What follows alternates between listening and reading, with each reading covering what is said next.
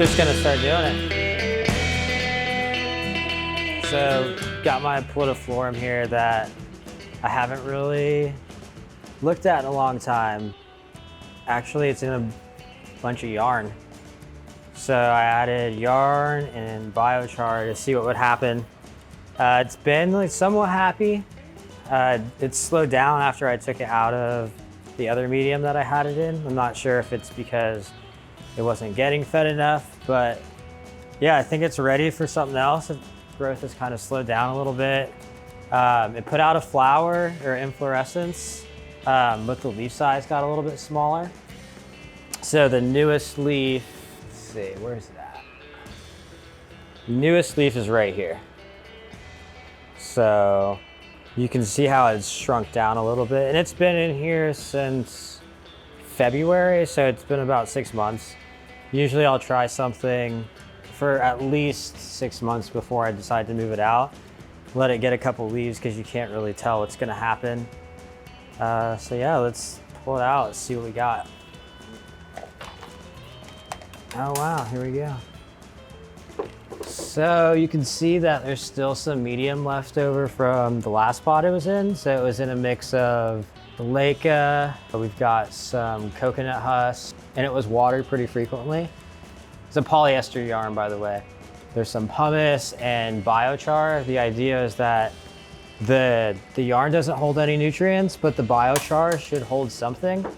I messed around with putting some slow release fertilizers on top a couple months ago, but again, the leaf's getting smaller, so I don't think it's helping. I don't recommend doing this. This just seems like a bad idea because it's polyester, it's essentially plastic. Something about it just feels off.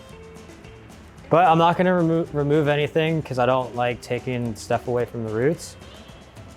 I find that like pulling medium away does more damage than good, and I don't think the yarn is detrimental at this point. I just don't think it's ideal. What I found about polyester is after a while it gets hydrophobic, so it doesn't hold any water, and it seems to desiccate the roots. It just pulls moisture away.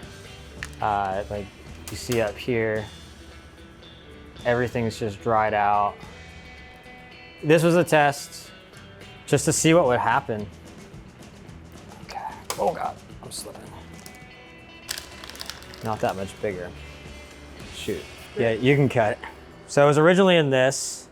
I thought this would work, but it's too small. So we're gonna use this dude.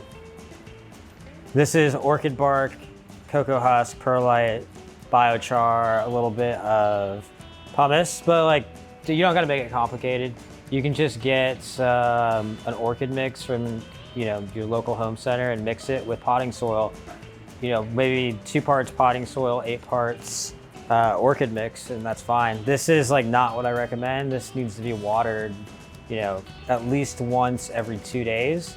And if it goes 3 days, like it's bone dry. So, yep, just put a little bit in the bottom. So I'm gonna try to maneuver this so that the future growth so the growth point is still hanging inside the pot because it's gonna wanna go this way. So I'm gonna tilt it back a little bit so that it's horizontal. And I'm not removing the yarn, again, because I don't want to damage the roots.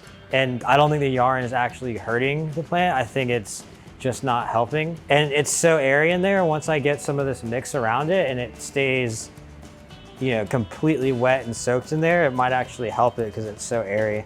You got to kind of think of it as like a creeper. So it's going to want to grow out this way.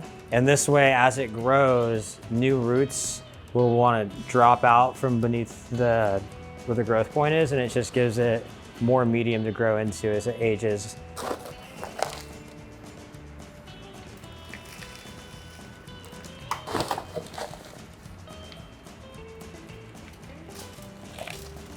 Pack it in a little bit.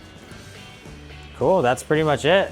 The growth point has got probably 4 or 5 leaves of space to grow in the pot, which again, as it puts out a new leaf, it'll want to put out new roots at the top and it'll have somewhere to go.